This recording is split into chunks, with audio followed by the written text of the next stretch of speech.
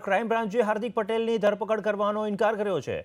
Pass convener Hardik Patel અમદાવાદના રાયોટિંગના ગુનામાં આત્મસમર્પણ કરવા અમદાવાદ ક્રાઇમ બ્રાન્ચ પહોંચ્યો, પરંતુ તપાસ અધિકારી ઓફિસે ન હોવાથી ક્રાઇમ બ્રાન્ચે તેની ધરપકડ કરવાનો ઇનકાર કર્યો છે। રામોલમાં કોર્પોરેટર પરેશ પટેલના ઘર આગળ હોબાળાના કેસમાં હાર્દિક આત્મસમર્પણ કરવા ક્રાઇમ બ્રાન્ચ પહોંચ્યા, પરંતુ ક્રાઇમ બ્રાન્ચમાં આ કેસના તપાસ અધિકારી ન હોવાને કારણે ક્રાઇમ બ્રાન્ચે ધરપકડ કરવાનો ઇનકાર કર્યો છે। તો આ વિશે વધુ જાણકારી આપવા માટે અમારા સંવાદદાતા ભૌમિક વ્યાસ જોડાઈ રહ્યા છે।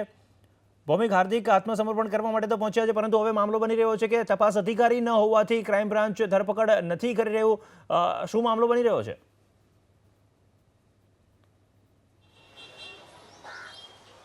જી જેનુલ, રામોલનો જે કેસ છે તેની તપાસ ક્રાઇમ બ્રાન્ચ અમદાવાદને સોંપવામાં આવી હતી અને અમદાવાદ ક્રાઇમ બ્રાન્ચ હાર્દિક સહિત 13 આરોપીઓની શોધી રહી હતી। પણ આજે હાર્દિક પટેલ જ્યારે ક્રાઇમ બ્રાન્ચ આત્મસમર્પણ કરવા પહોંચ્યા, પણ અહીંયા ક્રાઇમ બ્રાન્ચના અધિકારીઓ તરફથી કહેવામાં આવ્યું છે કે તપાસનીશ અધિકારી એટલે કે ઇન્ચાર્જ ઓફિસર છે તે હાજર ન હોવાથી તે હાર્દિકનો કબજો લઈ શકે તેમ નથી। સૌથી મહત્વની વાત છે કે છેલ્લા જે આખી ઘટના ઘટી છે જે વસ્ત્રાલની, હાર્દિકનું પણ કેવું છે, આજે એબીપી અસ્મિતા સાથે વાતચીત કરી કે તેને અને તેના સાથીઓને ખોટી રીતના ફસાવવામાં આવ્યા છે। ત્યારબાદ જ્યારે હાર્દિક આજે ક્રાઇમ બ્રાન્ચ આત્મસમર્પણ માટે પહોંચે છે, પણ અધિકારીઓનું કેવું છે કે ઇન્ચાર્જ ઓફિસર એટલે કે જે તપાસનીશ અધિકારી છે, જે આખી મામલો તપાસી રહ્યા છે, તે ન હોવાથી તેની તે ધરપકડ કરી શકે એમ નથી। હાર્દિક સહિતના જે 13 લોકો છે એની પાસની કોર કમિટીના મેમ્બર હોય કે પાસના સાથી સભ્યો હોય, આપ જોઈ શકો છો મારી જમણી સાઈડ પણ હું મારા કેમેરામેનને કહીશ કે તેમની સાથેના જે લોકો છે તે લોકો પણ અત્યારે અહીંયા ઊભા છે। તે લોકો પણ હાર્દિકની સાથે આત્મસમર્પણ કરવા આવ્યા છે, પણ ક્રાઇમ બ્રાન્ચ તેને ના પાડી રહ્યું છે કે અમે તેને સંભાળી શકીએ નહીં, કારણ કે ઇન્ચાર્જ ઓફિસર નથી। પણ જે ખબર મળી રહી છે, હાર્દિકનું કેવું છે કે